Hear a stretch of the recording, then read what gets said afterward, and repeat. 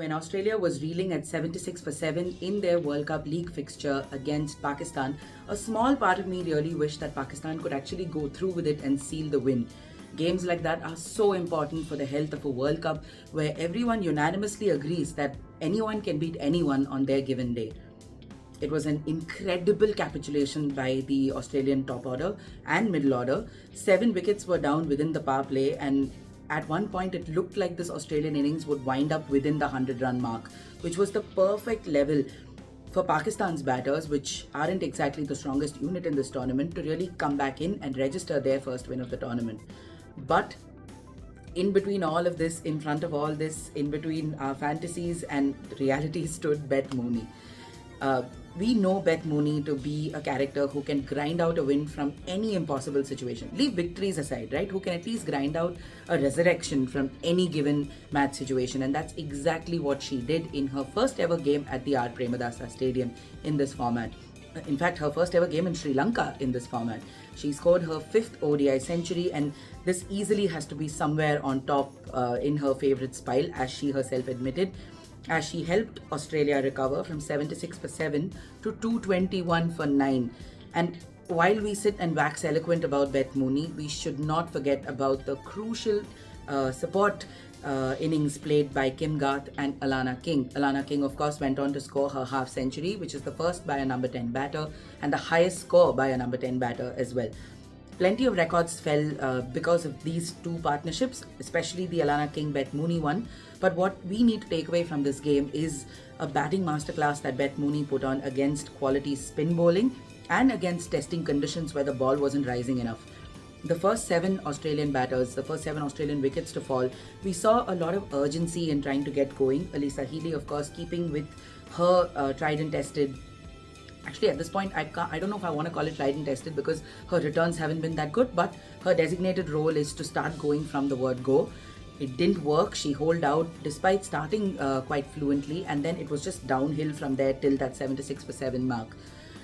Beth Mooney, there was a marked difference in how she approached those deliveries. While everyone else was coming out on the front foot and trying to play the ball a lot faster than the others, Beth Mooney decided to use her crease. She played on the back foot a fair amount, and she just twiddled the ball here and there, took those quick singles, kept running the runs as much as possible even if the boundaries weren't coming, and kept the scoreboard ticking. There's, of course, a whole dissection that she has done of this innings, which is available in a copy that we've put up on Sportstar on her comments at the post-match press conference. Do go and read that, where she spoke about constantly having coaches tell her where she needs to accelerate, what she needs to do. There was a very funny moment where in the 23rd over, there was an LBW appeal made on Garth, and while that was being reviewed and she was probably worrying about losing her wicket, Mooney had run off to the boundary line and she was talking to one of her coaches, just getting instructions as to how to pace the innings, right? She speaks about this being a very mentally challenging innings because she had to think about what to do in every single ball.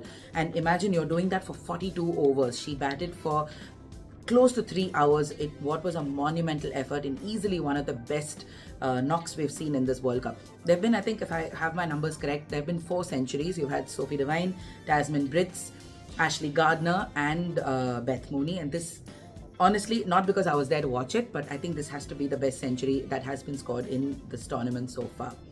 Very, very testing conditions at the Premadasa. So 221 was maybe 100 more than Pakistan would have wanted to allow Australia to score, and it was well beyond their reach. I think the fact that momentum had slipped and the Pacers had gone on to concede so many runs took momentum completely away from the Pakistan side. And when they came out to bat, I don't want to say there was no intent, but it's just that the same kind of application, what they were trying to do, they weren't able to grind it out and just tick the ball off, tick the scores off a run by run.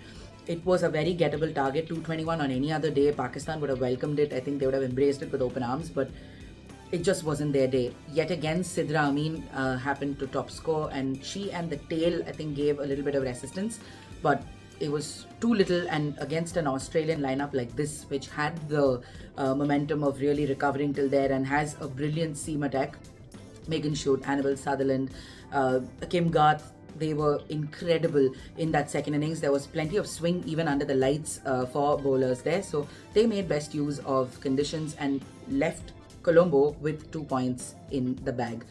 This will, of course, really soothe a lot of nerves because the first game that they were to play here was against Sri Lanka. It was washed out, so there's a point that was nicked off what they could have gotten. But this is a great way for them to wind up things in the Sri Lankan leg of their campaign and go to Vizag, where they will next meet an Indian side on Sunday.